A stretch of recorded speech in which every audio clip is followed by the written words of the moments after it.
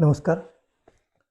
महाराष्ट्र मंथनच्या सत्ता संवादमध्ये आपणा सर्वांचं मनापासून स्वागत करतो आणि आठवण करून द्यायची आहे की आपण सत्ता संवाद जो सुरू केला तो विशेषतः महाराष्ट्रातल्या निवडणुकांच्या संदर्भात केला होता.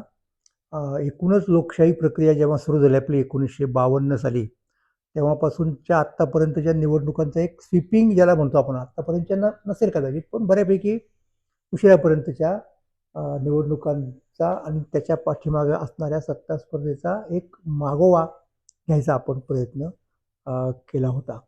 तर त्याच्यातनं आपण ट्रम्प कार्ड नावाची एक उपमालिका चालवली. ती का चालवली? तर दरम्यानच्या काळात राष्ट्राध्यक्ष ट्रम्प यांनी भारतावरती आणि इतरही काही राष्ट्रांच्या संदर्भात टेरिफ ज्याला म्हणतो आपण, आयात शुल्क, ते वाढवलं आणि त्याचा परिणाम एकूणच जागतिक अर्थव्यवस्थेवरती होऊ लागला आणि त्याला भारतही आपत नव्हता, म्हणून आपण बरेच दिवस ते चालवलं.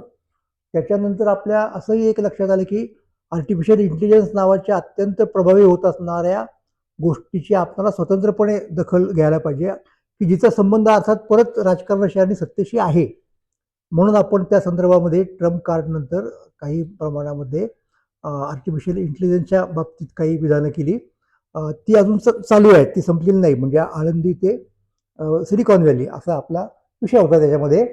आणि आत्ता आपण परत एकदा थोडंसं परत ट्रम्पच्या राजकारणाचा मागोवा घ्यायचं ठरवलं, कारण आज मी तिला परत एकदा ट्रम्प हे जागतिक राजकारणाच्या आणि अर्थकारणाच्या केंद्रस्थानी आलेले आहेत. त्यामुळे त्याचा परिणाम एकूण जगावरती होतोय आणि अर्थात परत भारत त्याला आपत असं काही कारण नाही. म्हणून आपण तिकडं आपलं लक्ष आणखी एकदा वळवलं आणि आत्ता आपण सध्या सरळ चाललो होतो, परंतु तेवढ्यात ट्रम्पने व्हेनेझुएलाचा घास घेतलाच पुढे जवळजवळ.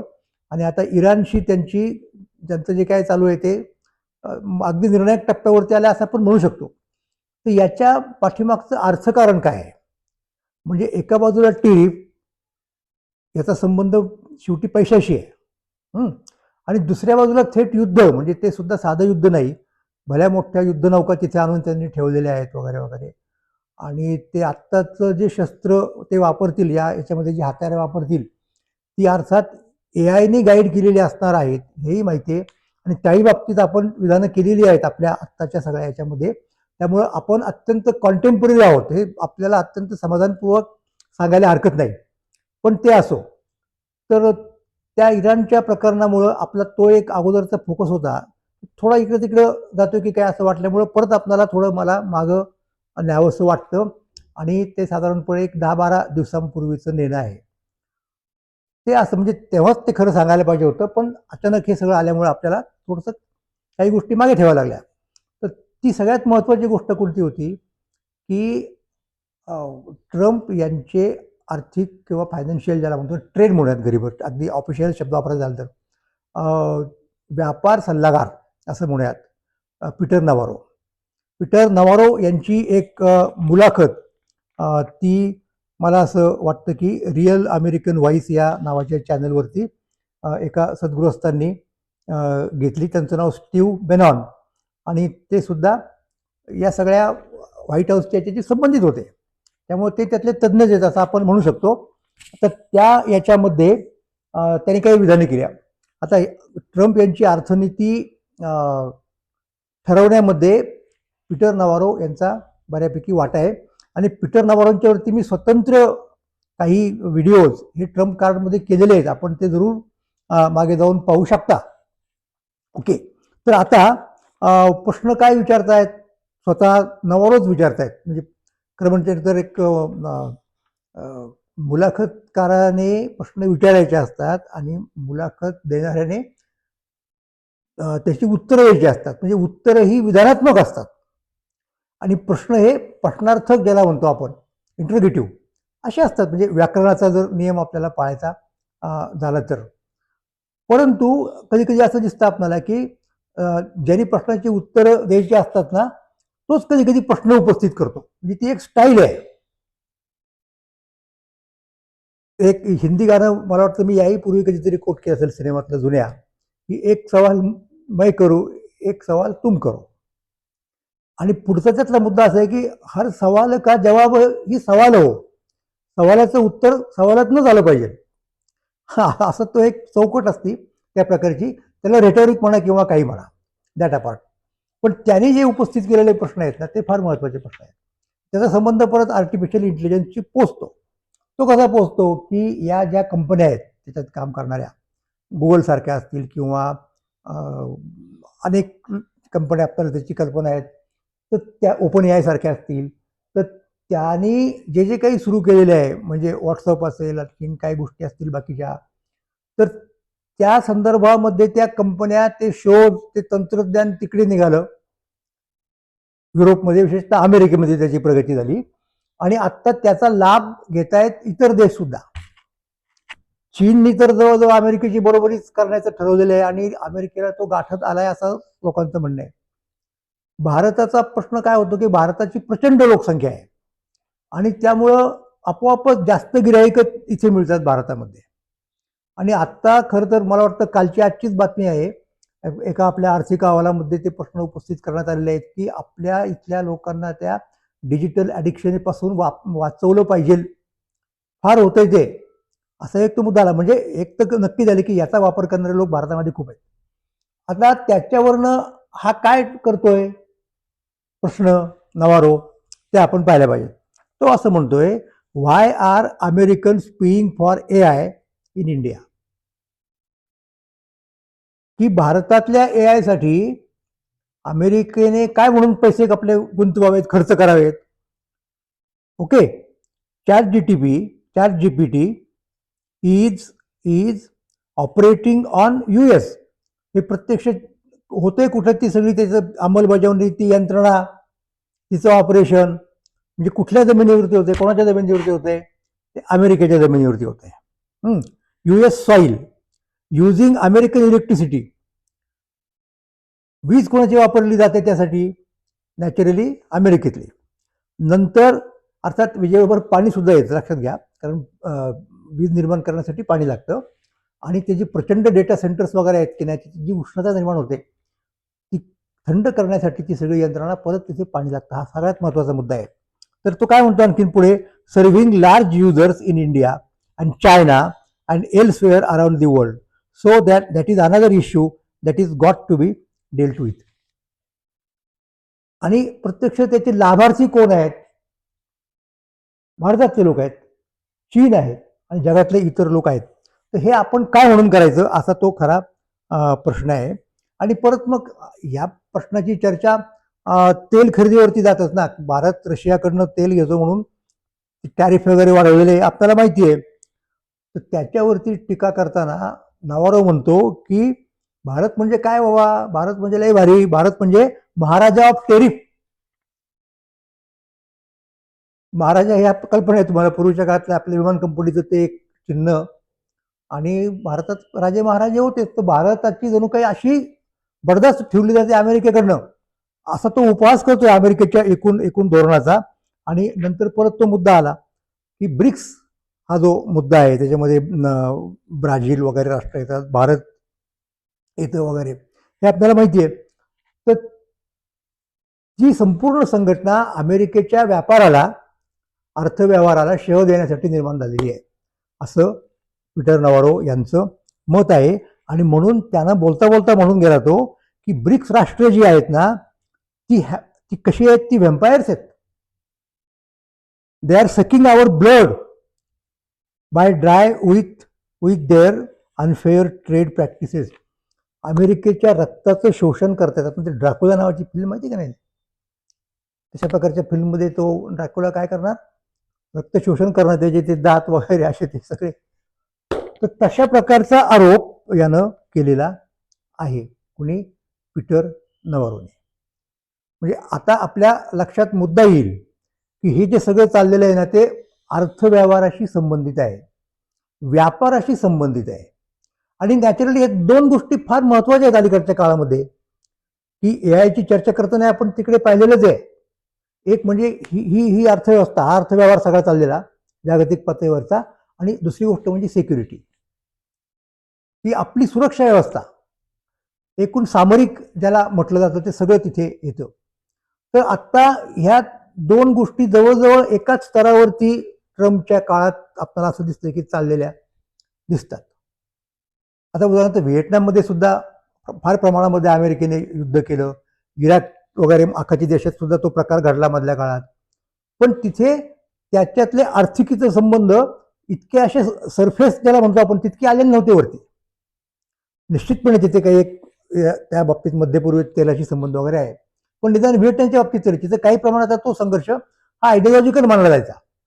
म्हणजे रशिया प्रणित जी कम्युनिस्ट राष्ट्रांची साखळी होती, एक आयडिओलॉजीवरती तत्वज्ञानावरती आधारित, तिला शह देणं, ती तोडणं, हे अमेरिकेच्या कर्तव्याचा भाग अमेरिका मानत होती.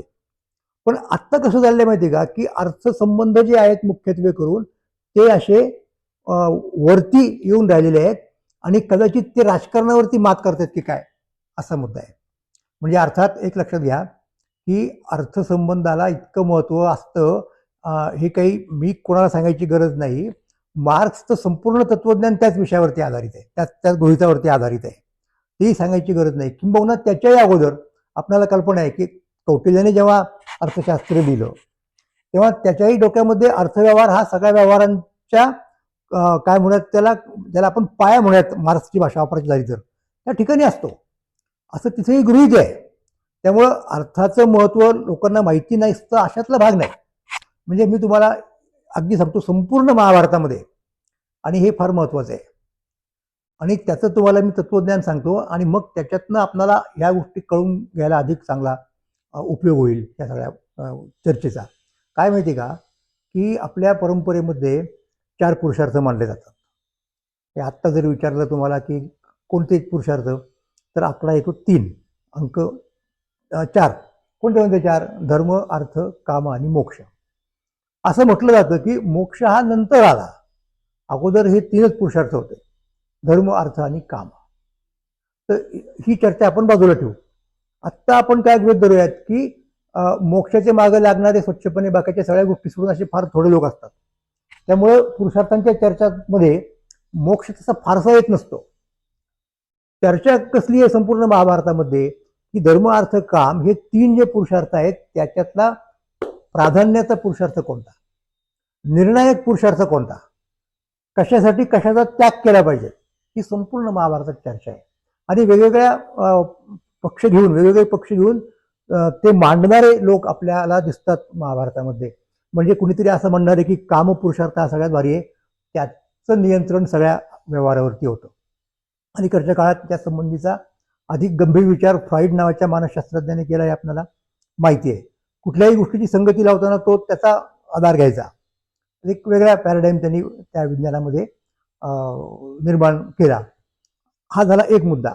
आता अर्थाच्या बाबतीमध्ये मी तुम्हाला सांगितलं ना की प्रायमसी ऑफ अर्थ प्राधान्यता नावाची जी गोष्ट आहे ती थिअरी आपल्याला कौटिल्याने मांडलेली दिसते. अलीकडच्या काळात मार्क्सची सगळ्यांना माहिती आहे, पण कौटिल्याच्या अगोदर ही चर्चा भारतामध्ये होती आणि ती तुम्हाला महाभारतात संपूर्णपणे पाहायला मिळते. त्याच्यामध्ये अगदी धर्मराज, द्रौपदी, एक चार्वाक नावाचं सुद्धा पात्र तिथे आलेलं आहे. हे सगळे सांगतायत कुठल्याला महत्व द्यायचं ती गोष्ट. तर हे महत्वाचं आहे.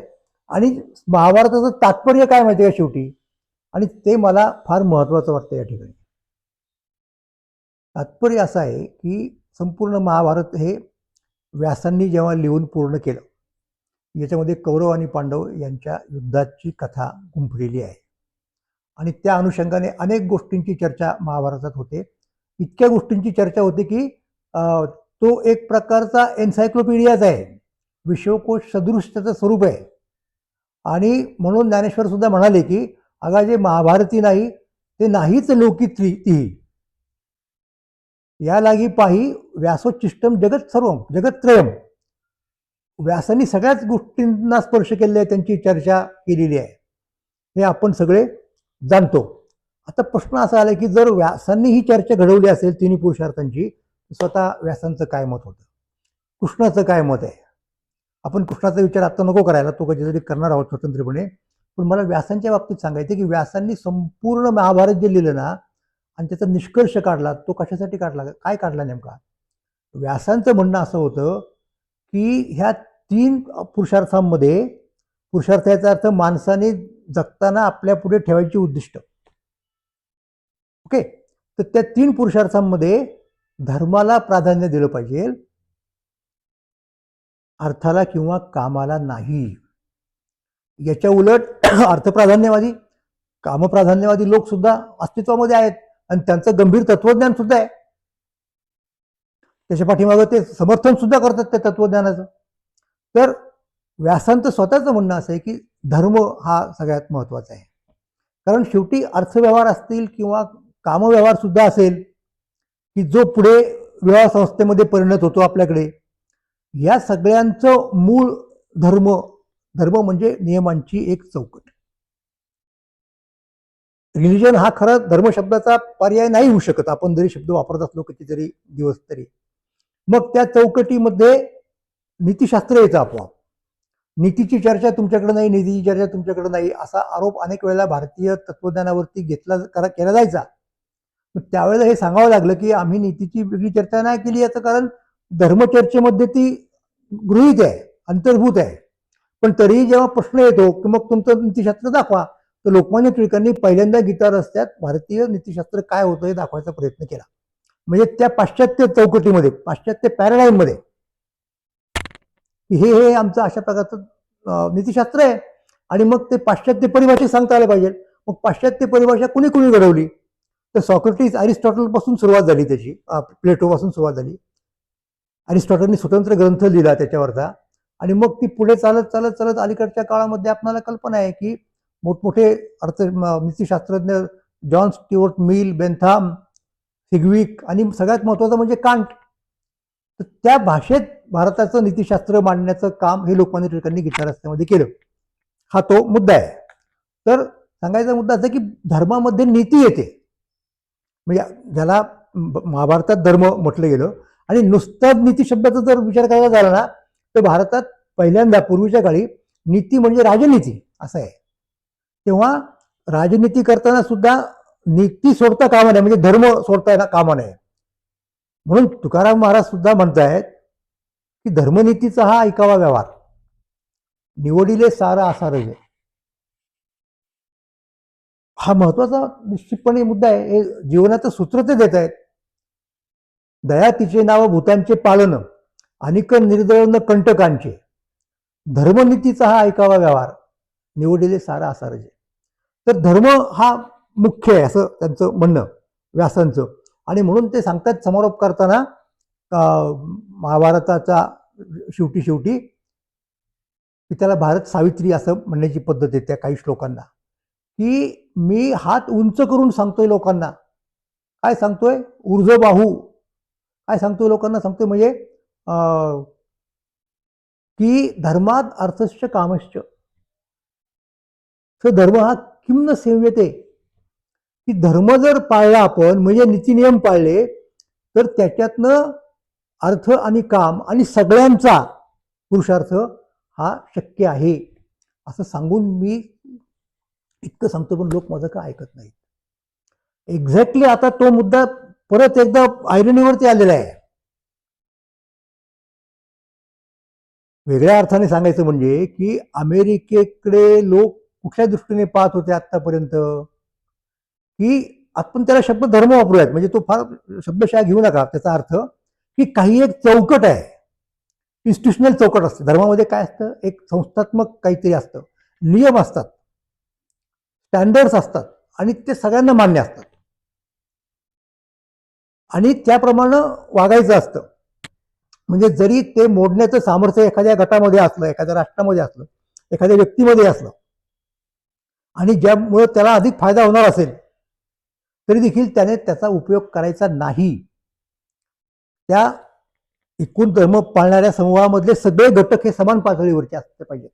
मग ते व्यक्ती असतील किंवा ती राष्ट्र असतील. राष्ट्रांच्या बाबतीत असा सिद्धांत मांडण्याचा प्रयत्न वुडरो विल्सननी केला. त्याचं काय झालं हे सुद्धा आपल्याला पाहायचंय केव्हा तरी.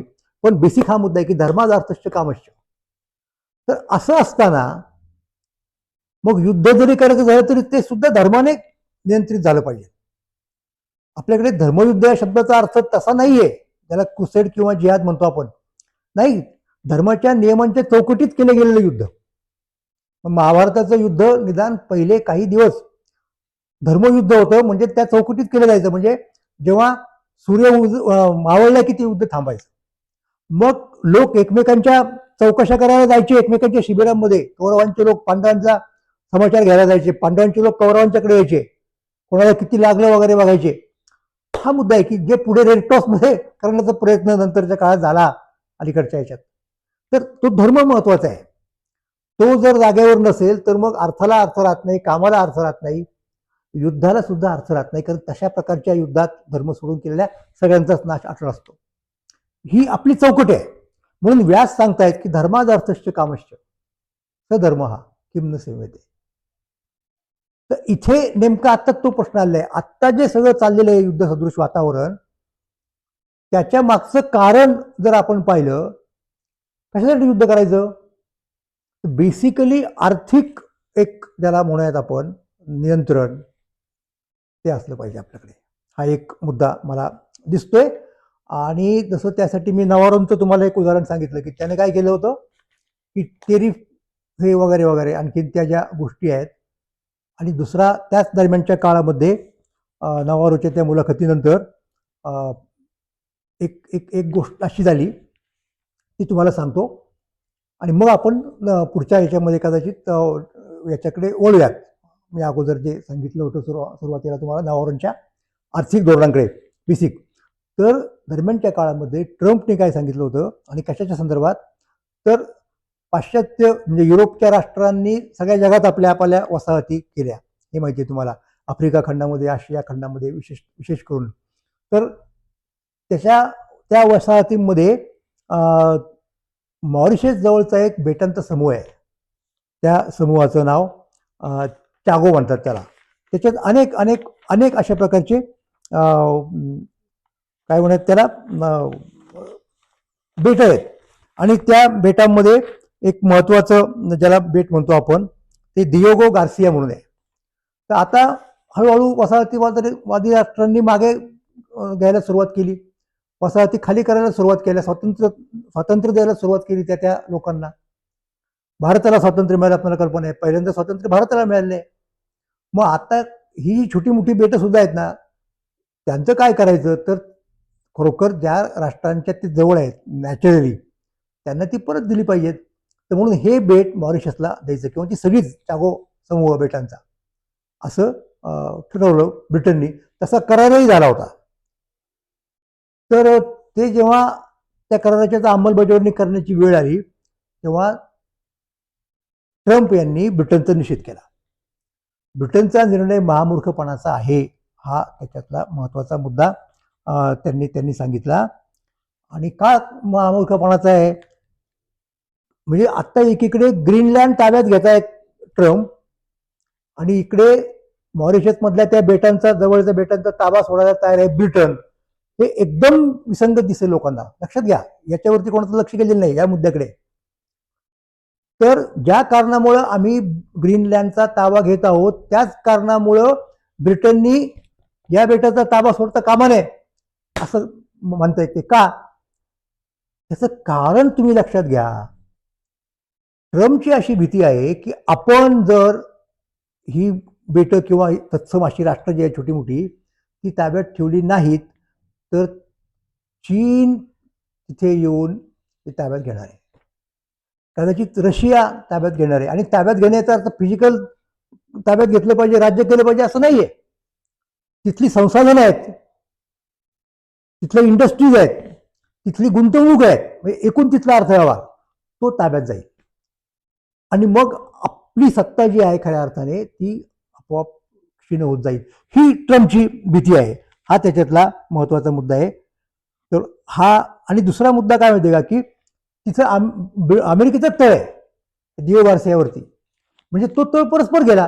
हे ट्रम्प सहन करणं शक्यच नाही. म्हणजे मी तुम्हाला एक गोष्ट सांगेन की आत्ता हे ग्रीनलँड किंवा मधल्या काळातला व्हेनेझुएला हा इश्यू मिटल्यानंतर आणि इराण जवळ समजा आपण गृहीत धरूयात की काही ना काही कारणामुळे युद्धाने किंवा शांततेने तो मिटला, तर पुढे अमेरिका ब्रिटनला नोटीस देणार आहे. मी तुम्हाला सांगतो आत्ताच की हा ताबा द्यायचा नाही त्यांच्याकडे. आम्ही सोडणार नाही ताबा, प्रत्यक्षात आमचे तिथे तळ आहेत. का शेवटी सगळं येते की तिथे आत्ता चीन एक महासत्ता म्हणून, आर्थिक महासत्ता म्हणून उदयाला आला आहे. म्हणजे रशियाशी मुकाबला केला तिथल्या कम्युनिझमशी अमेरिकेनं, आणि रशियाचं विघटन झालं हळूहळू. आता चीन ती पोकळी भरून काढतोय. अमेरिकेला ते नको आहे. अमेरिकेला द्विध्रुवात्मक व्यवस्था नको आहे. अतिध्रुवात्मक नकोच आहे, म्हणजे एकापेक्षा दोनपेक्षा जास्त असणारे. अमेरिकेला अमेरिकेचं वर्चस्व पाहिजे नाही. हा त्याच्यातला महत्वाचा मुद्दा मला तुम्हाला सांगायचा आहे. म्हणून हे सगळे आहे. म्हणून बेसिकली आत्ताचे जे युद्ध आहे ना, ते म्हणजे आपल्याला कल्पना, शेवटचा हा मुद्दा सांगतो आणि आजचा मी थांबवतो या ठिकाणी, की आपल्याला मध्ययुगीन काळामध्ये जी धर्मयुद्ध झाली, ख्रिस्ती राष्ट्र आणि मुसलमानी राष्ट्र, जेरुसलेमच्या ताब्यावरून, त्याची कल्पना आहे. त्या युद्धांना क्रुसेड म्हणतात. क्रुसेड म्हणजे धर्मयुद्ध. म्हणजे ख्रिस्ती लोक त्याला क्रुसेड म्हणायचे आणि मुसलमान लोक त्याला जिहाद म्हणायचे. आत्ता हा एक प्रकारे हे धर्मयुद्ध नाही, हे अर्थयुद्ध आहे. म्हणजे धर्मयुद्ध करताना अर्थात शस्त्रास्त्र लागणारच तुम्हाला ना. जी वापरली त्या काळात, जी उपलब्ध होती ती ख्रिश्चन लोकांनी वापरली, ती मुसलमानांनी वापरली. आत्ता सुद्धा जी शस्त्रास्त्र आहेत त्यांनी युद्ध होणार.